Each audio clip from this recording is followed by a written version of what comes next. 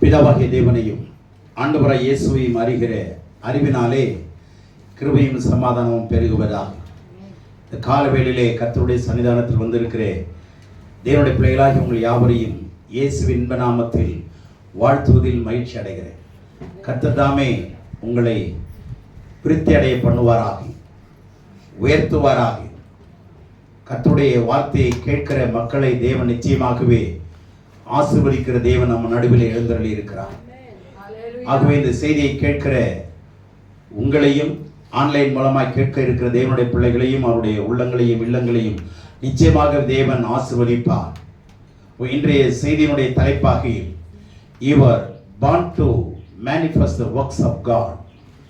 தேவனுடைய கிரியைகளை வெளிப்படுத்தவே பிறந்திருக்கிறீர்கள். தேவனுடைய செய்கைகளை வெளிப்படுத்தவே பிறந்திருக்கிறோம். இந்த தலைப்பை நல்லா உள்வாங்கிக்கங்க. என்ன அவருடைய செயல்கள், அவருடைய கிரியைகள் என்னென்ன, எதுக்காக நம்ம பிறந்தோம், நம்முடைய பிறந்ததற்கான நோக்கம் என்ன, ஏன் தேவன் நம்மை முன்குறித்தார், ஏன் தேவன் நம்மை அழைத்திருக்கிறார்,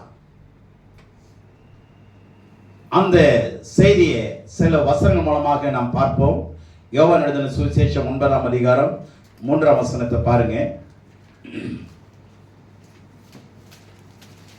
இயேசு பிரதியுத்தரமாக, இது இவன் செய்த பாவமும் அல்ல, இவனை பெற்றவர்கள் செய்த பாவமும் அல்ல, தேவனுடைய கிரியைகள் இவனிடத்தில் வெளிப்படும் பொருட்டு இப்படி பிறந்தான்.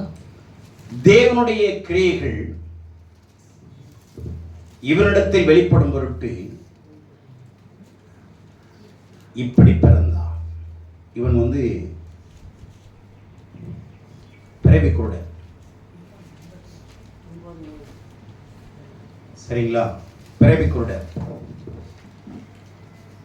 இவனை குறித்து அங்க சீஷர்கள் ஆண்டவரிடத்தில் கேட்கிறாங்க, ஆண்டவரே, இவன் செய்த பாவத்தினால இவன் பிறவியிலேயே குருடனா இருக்கிறானா, அல்லது பெற்றோர்கள் செய்த பாவமா அப்படின்னு கேட்கிறார். இந்த மனுஷனை குறித்து தான் கேட்கிறாங்க. இது பொதுவானதல்ல, எல்லாருக்கும் இதை எடுத்துக்கூடாது, சரிங்களா. இந்த ஒரு மனுஷனை குறித்து தான் ஆண்டவர் சொல்றாரு, இவன் இப்படி பிறந்திருக்கிறது காரணம் இவனிடத்தில் தேவனுடைய கிரியைகள் வெளிப்படும்படி, தேவனுடைய செயல்கள் வெளிப்படும்படி இவன் குருடனாய் பிறந்தான் என்று பார்ப்போம். இன்னொரு இடத்துல இன்னொரு மனுஷனை கர்த்தர் காட்டுறார், அவனிடத்திலும் தேவனுடைய கிரியை வெளிப்படுது அப்படின்னு சொன்னா, ஒவ்வொருத்தரையும் தேவன் அவருடைய கிரியைகளை வெளிப்படுத்த வித்தியாசமான மக்களை ஆண்டவர் சந்தித்து அவர்களை விடுதலையாக்கி அவரிடத்திலே தன்னுடைய வல்லமை உள்ள கிரியைகளை வெளிப்படுத்துகிறது வேதத்தில் நம்ம பார்க்கிறோம். 1-2 சம்பவத்தை நான் உங்களுக்கு வேகமா சொல்லிட்டு நான் முடிக்க விரும்புகிறேன். இவன் இப்படி பிறந்தது தேவனுடைய செயல்கள் வெளிப்படும்படிக்கு. புரிஞ்சதா? இப்போ இதை கேட்கிற நீங்க என்ன சொல்லுவீங்க? தேவனுடைய கிரியைகள் வெளிப்படும்படிக்கு தான் நான் பிறந்திருக்கிறேன். சொல்லுங்க. இந்த நெஞ்சில கை வச்சு சொல்லுங்களேன். நான் தேவனுடைய கிரியைகள் வெளிப்படும்படிக்கு, தேவனுடைய செயல்கள் வெளிப்படும்படிக்கு நான் பிறந்தது நோக்கம் இப்பொழுது அறிந்து கொண்டிருக்கிறேன். விருதாவாக வெறுமையாக தேவன் ஒருவரையும் அழைத்ததே இல்லை. வெறுமையாக ஒருவரையும் தேவன் அழைத்ததில்லை. நல்லா புரிந்து கொள்ளுங்க. ஒவ்வொருவர் மேலும் ஒரு நோக்கம் உண்டு, அதை நாம் அறிந்து கொள்ளணும். நான் பிறந்தது என்னுடைய சுயத்தை நிறைவேற்ற அல்ல, கர்த்தருடைய திட்டத்தை நிறைவேற்ற, தேவனுடைய நாமத்தை மையப்படுத்த, தேவனுடைய கிரியைகளை வெளிப்படுத்த, ஜனங்களுக்குள்ளே வெளிச்சமாய் நான் வாழும்படி தேவன் என்னை தெரிந்து கொண்டிருக்கிறார். இதற்காக தான் நான் பிறந்திருக்கிறேன். அல்லேலூயா. ஆகவே இந்த மனுஷனிடத்தில் கடவுளுடைய கிரியைகளை வெளிப்படுத்துகிறார். என்ன செய்கிறாரு? இவனுடைய கண்களை பார்வையடைய செய்கிறார். இவனுடைய கண்களை பார்வையடைய செய்கிறார். இப்ப அவன் கண்ணை திறந்து பார்க்கிறான். இவனிடத்துல தேவனுடைய கிரியைகள் கண்கள் திறக்கப்பட்டதனால வெளிப்படுகிறது. கண்கள் திறக்கப்பட்டது. அவனுடைய இருண்ட காலம் வெளிச்சமாய் மாறினது. அவனுடைய இருள் நிறைந்த வாழ்க்கை இப்பொழுது எப்படி இருக்கு? அவனுக்கு பிரகாசமா இருக்குங்க. ஆண்டவர் உங்களை பிரகாசிப்பிக்கவே தேவன் உங்களை பிறக்க வைத்திருக்கிறார்.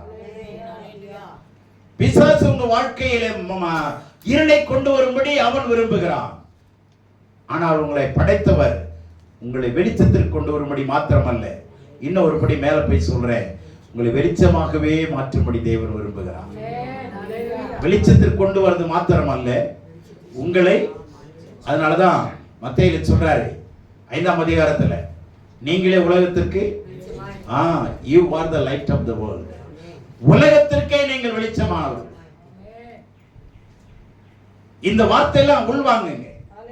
நம்ம எங்கேயோ ஒரு ஒரு ஒரு குறுக்கு சந்தில அல்ல, ஒருவேளை அங்க இருக்கலாம், சின்ன இடத்துல இருக்கலாம்.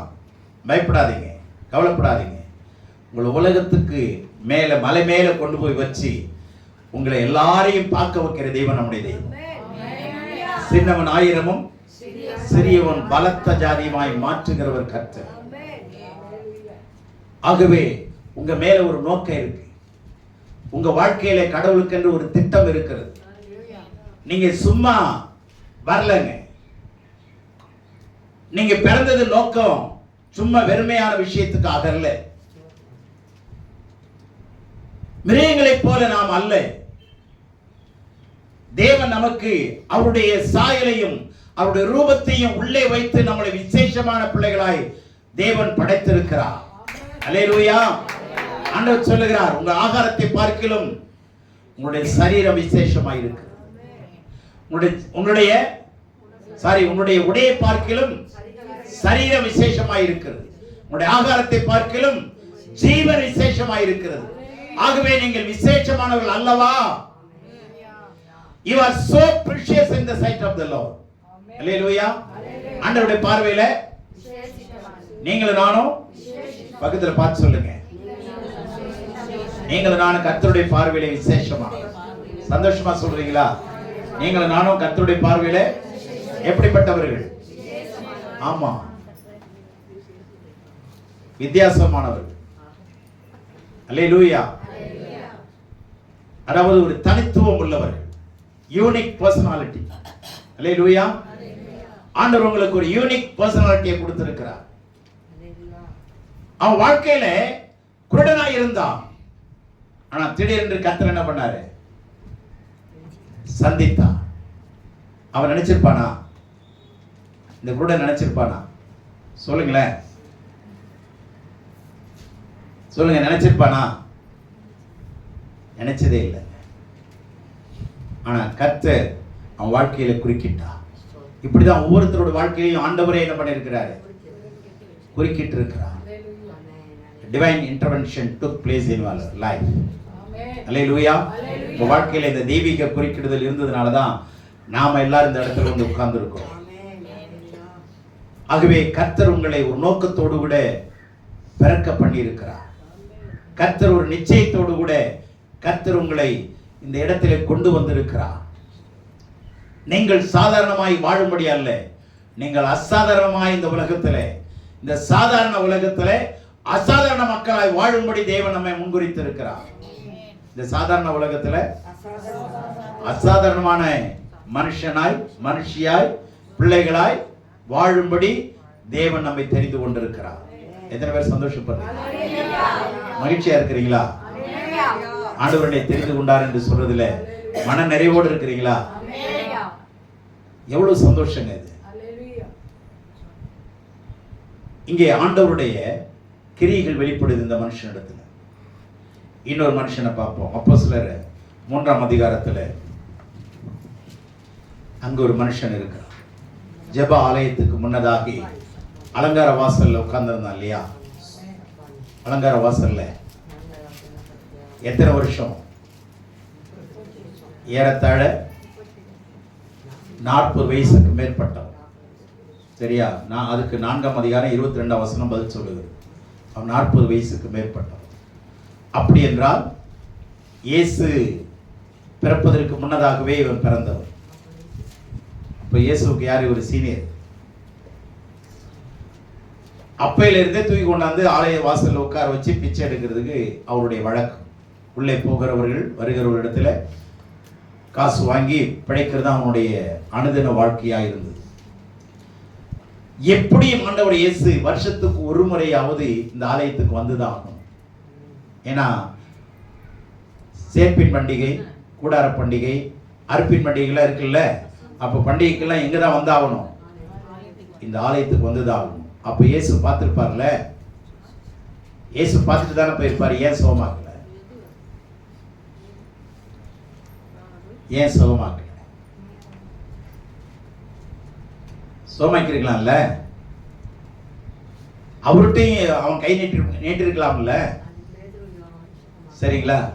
அவங்ககிட்டையும் கை நீட்டிருக்கலாம்ல அவர்கிட்டையும். அப்ப அவர் பார்த்துட்டு ஒருவேளை போட்டார் இல்லையாங்கிறதெல்லாம் நமக்கு தெரியாது. சரி, ஆனா அவர் சந்திச்சுட்டு தானே போயிருந்திருக்காரு. அப்ப ஏன் குணமாக்கல?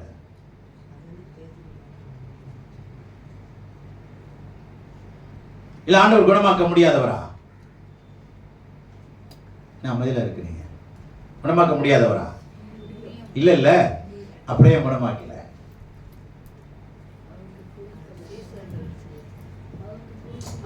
நல்ல கவனிங்க. இதுல என்ன விஷயம் அப்படின்னா, பூமியில் ஆண்டவராய் இயேசு இருந்த வரைக்கும், சரீரத்தில் இருந்த வரைக்கும் அவரை சந்தித்த அத்தனை பேருக்கு சுகம் கொடுத்து கொண்டே வந்தார். அவரை தொட்ட யாவரும் சுகமானார்கள். அவர் தொட்ட யாவரும் சுகமானார்கள்.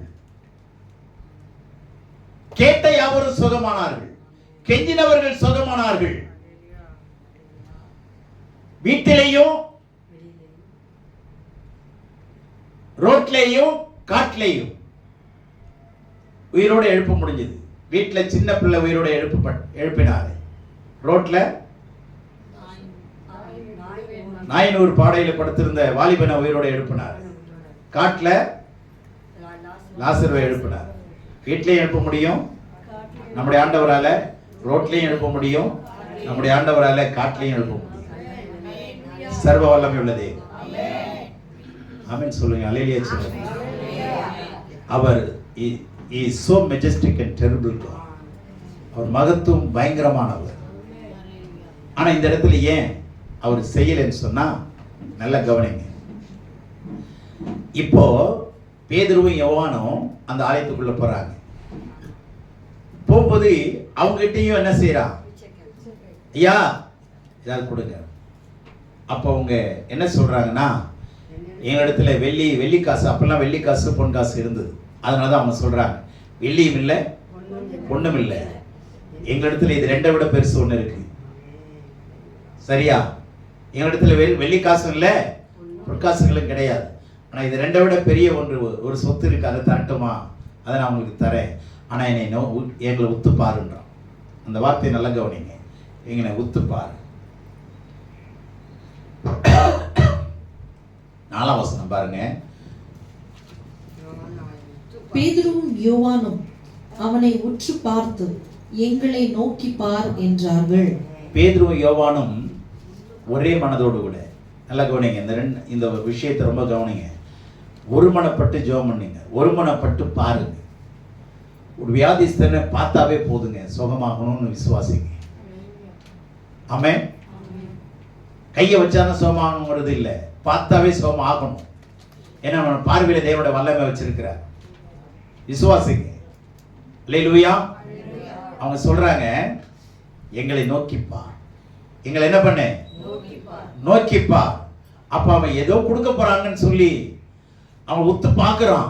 ஏதோ கிடைக்க போதுறாப்பா, பெரிய மலையை கொடுக்க போறாங்க, இதுவரைக்கும் பார்க்காத ஒரு கிஃப்ட் ஏதோ ஒண்ணு தர போறாங்க நினைச்சு அவன் எதிர்பார்த்தான்.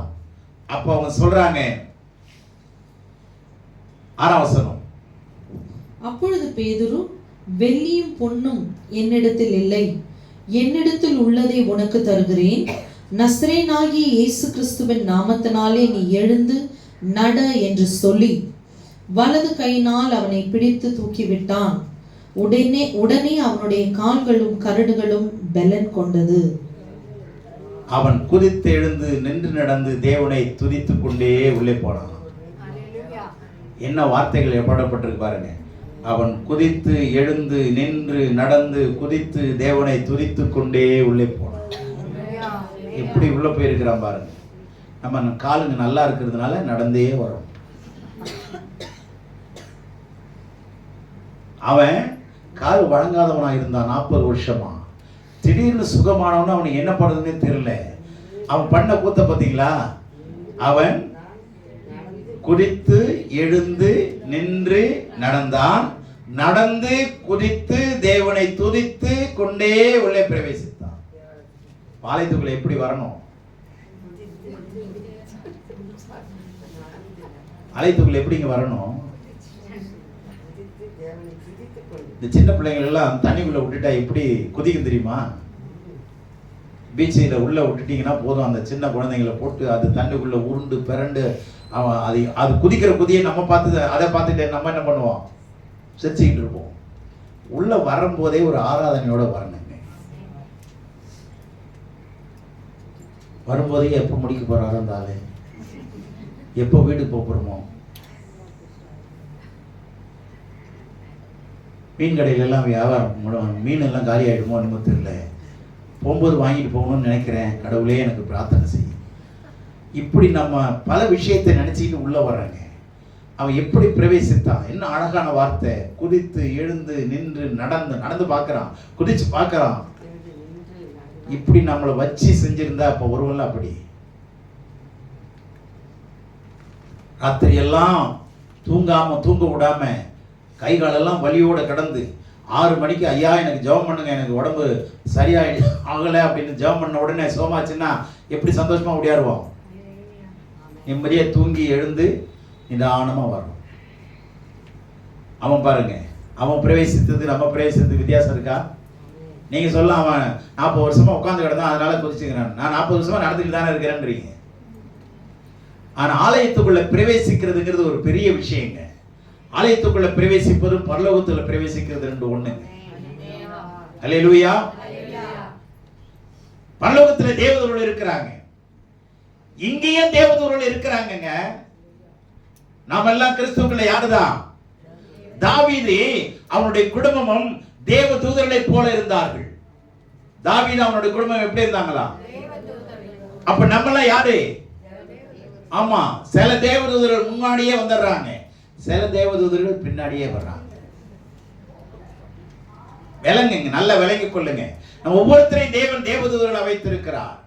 இப்போ ஏன் இப்போ இவங்க ஆண்டவர் விட்டுட்டு போனாருங்கிற கருத்தை நான் சொல்ல வரேன். ஆண்டவர் ஒரு நோக்கத்தோடு வைத்திருக்கிறார். ஒவ்வொரு மனுஷனுக்கும் ஒரு நோக்கம் இருக்குங்க.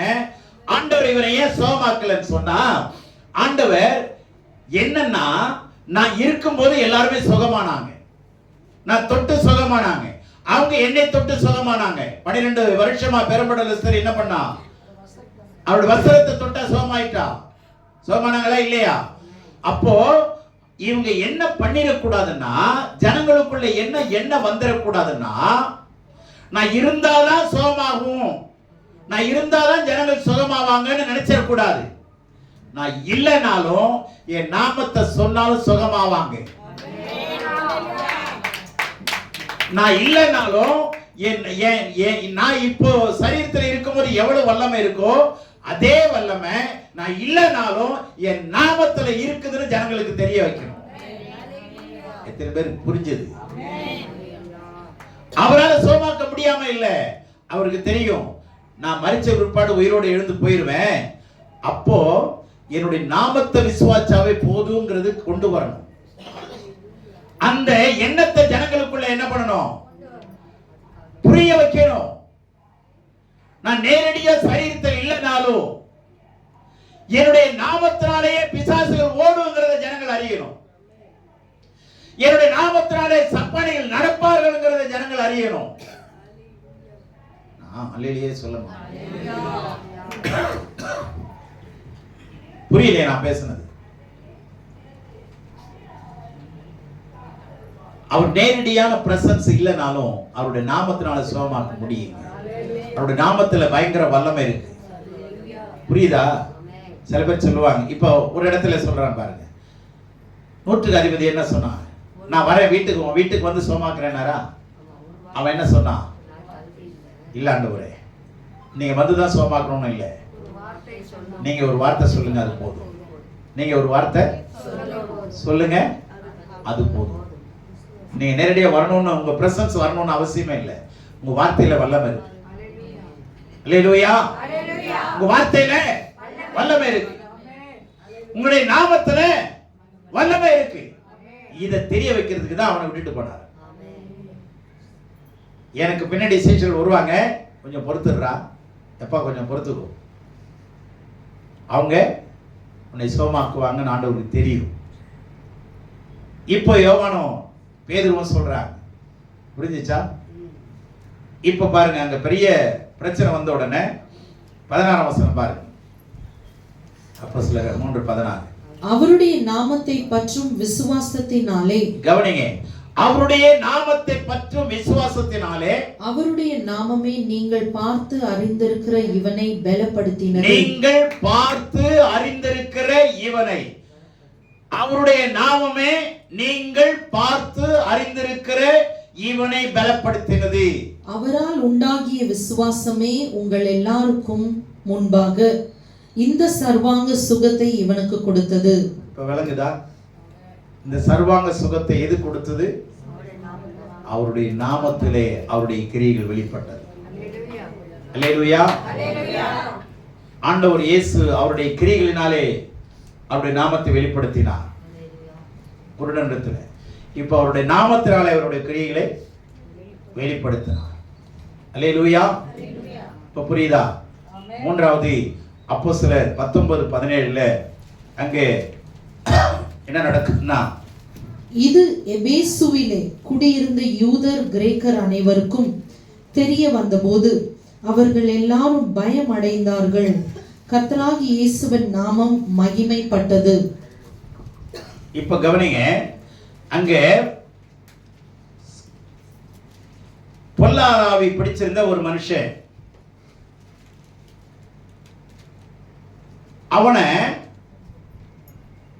இந்த ஸ்கேவா என்ற ஒரு யூதனுடைய குமாரர் 7 பேர் இப்படி இருந்தார்கள். பொல்லாத ஆவி அவர்களை நோக்கி, இயேசுவை அறிவேன், பவுலை அறிவேன், நீங்கள் யார் என்று சொல்லி அந்த பொல்லாத ஆவியுடைய மனுஷன் மேல் பாய்ந்து பலாத்காரம் பண்ணி அவர்களை மேற்கொள்ள அவர்கள் நிர்வாணிகளும் காயப்பட்டவர்களுமாகி அந்த வீட்டை விட்டு ஓடி போனார்கள். சரியா? இப்ப பிசாசு பிடிச்சவன இவங்க போய் இயேசுவின் நாமத்தினால போ அப்படின்னு சொல்றாங்க. ஆனா அந்த பிசாசு அவங்களை என்ன பண்ணுச்சு? துணியெல்லாம் உருவிட்டு ஓட விட்டுருச்சு. ஆனா இவங்க என்ன செய்யறாங்க? 16 வசனத்துல பொல்லாத ஆவியுடைய மனுஷன் மேல் பாய்ந்து அப்படி போன பிற்பாடு அங்க என்ன நடக்குதுன்னா, எபேசுவிலே யூதர்கள் குடியிருந்த அந்த கிரேக்கர் அனைவருக்கும் இது தெரிய வந்தது. இது மாதிரி நடந்து போச்சு. எல்லாரும் என்ன பண்ணிடுச்சு? இந்த அசுத்தாவி மேற்கொண்டுடுச்சின்னு சொன்னோடனே இவங்க அங்க போய் அவர்கள் எல்லாரும் பயமடைந்த நேரத்தில் இவங்க அங்க இருந்து கர்த்தருடைய செய்கை அவனை சோமாக்கணும். புரியுதா? இப்போ அப்போ அங்க இருந்து என்ன பண்றாங்க? சோமாக்குறாங்க. இப்போ அந்த வார்த்தை என்ன சொல்லுது? கர்த்தராகிய இயேசுவின் நாமம் மகிமைப்பட்டது. இப்ப இந்த பிசாசு பிடிச்சிருந்தவன் சுகமானதுனால கர்த்தருடைய நாமம் என்ன பண்ணது?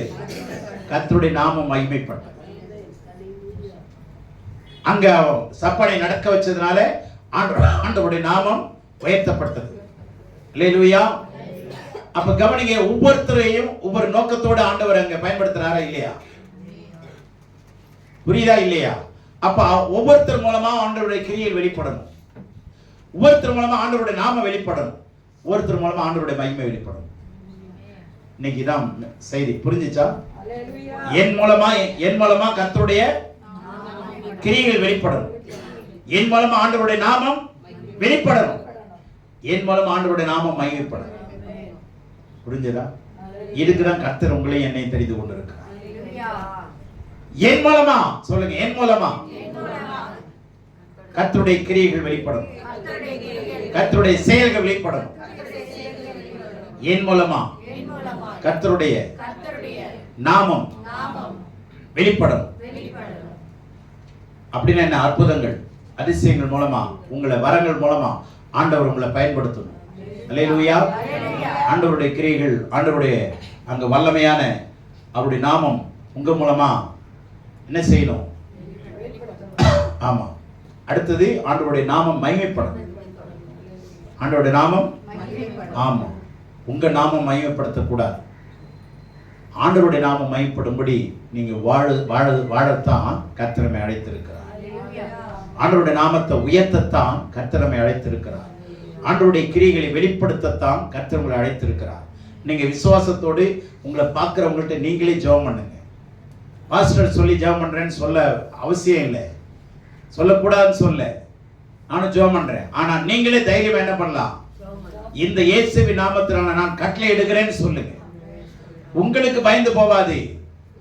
இயேசுவின் நாமத்தை கட்டளை இட்டீங்கல்ல, அந்த நாமத்துக்கு தான் பயந்து போவோம். அல்லேலூயா. இயேசுவின் நாமத்தை பயன்படுத்துறதுக்கு நமக்கு தகுதியை கர்த்தர் கொடுத்திருக்கிறார். அவங்களையே பிசாசு துரத்துச்சு, அந்த தகுதியை அவங்க பெற்றுக்கொள்ளல. சாதாரணமா இவங்க போய் பிசாசு ஓட்டிடலாம் நினைச்சாங்க, முடியாது, முடியாது.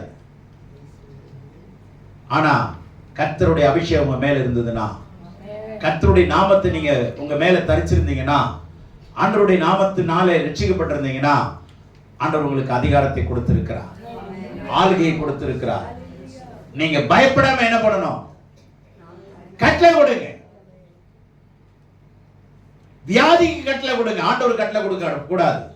இயேசுவே குணமாக்குங்க ஆண்டவரே, அப்படி சொல்லக்கூடாது. இயேசுவின் நாமத்தினால வியாதி விலகுவதாக. ஆண்டவரே நீ சுகம் கொடுக்கிறதுக்காக நன்றி. ஆண்டவர்கிட்ட கட்டளையிடாதீங்க, சுகமாக்குங்க ஆண்டவரே. சுகப்படுத்துறதுக்கு அதிகாரத்தை நம்மகிட்ட தான் கொடுத்திருக்கிறார். அப்ப அதிகாரத்தை பயன்படுத்தி நம்ம கட்டளையிடணும். பிசாசுக்கு வியாதிகளுக்கு கட்டளை கொடுத்துட்டு ஆண்டவருக்கு நன்றி சொல்லு. உடைய நாமத்தினால நான் கட்டளை கொடுத்திருக்கிறேன், அது விலகினதுக்காக நன்றி ஆண்டவரே. விலக செய்கிற தேவனே உமக்கு ஸ்தோத்திரம். இப்படி சொல்லுங்க. அப்ப அவருடைய நாமத்தினாலே ஆண்டவருடைய கிரியைகள் வெளிப்படும், அவருடைய நாமம் மகிமைப்படும், அவருடைய கிரியைகள் வெளிப்படும். புரிஞ்சுச்சா? இருக்கிறார் கர்த்தர் நம்மளை என்ன பண்ணிருக்கிறாரு? தெரிந்தெடுத்திருக்கிறார், முன்குறித்திருக்கிறார், அழைத்திருக்கிறார், நீதிமன்றங்களாக்கி இருக்கிறார், மகிமைப்படுத்தி வருவார். புரிஞ்சதா? பிறந்ததுக்கு நோக்கத்தை புரிந்து கொள்ளுங்க. சும்மா நானும் ஒரு கிறிஸ்தவன், நானும் ஒரு சர்ச்சுக்கு போறேன் அப்படிங்கிற மேலோட்டமான ஒரு வாழ்க்கையில வாழாதீங்க. நீங்களே கை நீட்டி ஜெபம் பண்ணுங்க, பயப்படாம ஜெபம் பண்ணுங்க. அப்படி ஏதாவது ஆச்சுன்னா நாங்கெல்லாம் சேர்ந்து வந்துடுறோம், ஒன்னும் ஆகாது, பயப்படாதீங்க. கர்த்தர் உங்களோடு பயங்கரமானவராய் இருக்கிறார். உங்களை இயேசுவின் நாமத்தை அறிந்த உங்களை பிசாசு என்ன பண்ண முடியாது? தொட முடியாது, ஜெயிக்க முடியாது. பயப்படாதீங்க. இயேசுவின் நாமத்தை தைரியமா பயன்படுத்துங்க. இப்படிதான் அவருடைய நாமத்தை மகிமைப்படுத்த கர்த்தர் நம்மளை பிறக்க வைத்திருக்கிறார். அல்லேலூயா. பிறக்க வைத்திருக்கிறார். ஆகவே இந்த மூன்று விஷயத்தை மறந்துடாதீங்க. அவருடைய கிரியைகள் என் மூலமா வெளிப்படும், அவருடைய நாமம் என் மூலமா வெளிப்படும், அவருடைய மகிமை என் மூலமா வெளிப்படும். எல்லாரும் சொல்லுவோமா? அவருடைய கிரியைகள் என் மூலமா வெளிப்படும், அவருடைய நாமம் என் மூலமா வெளிப்படும், அவருடைய மகிமை என் மூலமா வெளிப்படும். இதற்கு தான் கர்த்தர் என்னை அழைத்திருக்கிறார். இதற்கு தான் நான் பிறந்திருக்கிறேன். இந்த நோக்கம் நிறைவேறணும் ஆண்டவரே. நீ கொடுக்கறதெல்லாம் சாப்பிட்டு சோதரம் பண்ணிட்டே உட்கார்ந்துருப்ப ஆண்டவரே. சோதரம் சோதரம் சோதரம் சோதரம். இன்னைக்கு பிரியாணி கொடுத்தீங்களே, சோதரம் சோதரம். நீங்க செஞ்சிருக்கவே மாட்டீங்க, யாராவது கொண்டாந்து கொடுப்பாங்க, அதுக்கு சோதரம். ஆண்டவரே நான் செய்யணும்னு நினைச்சேன், அவங்களே கொண்டாந்து கொடுத்தாங்க, சோதரம் ஆண்டவரே. என்ன சோதரம் வரும் தெரியுமா? போய் கை வச்சு ஜெபம் பண்ணு. கடவுள் உங்களோடு கூட இருக்கிறார். ஒரு வீட்டை தாண்டி பக்கத்து வீட்டுக்கு போங்க, ஒரு தெருவு தாண்டி பக்கத்து தெருவுக்கு போங்க. எருசலேமிலும் யூதேயாவிலும் சமாரியாவிலும் பூமியின் கடைசி வரையும்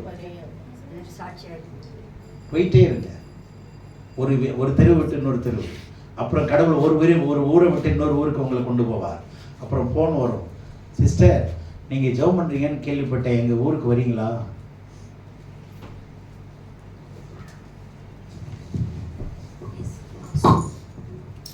எங்கள் ஊருக்கு வரீங்களா?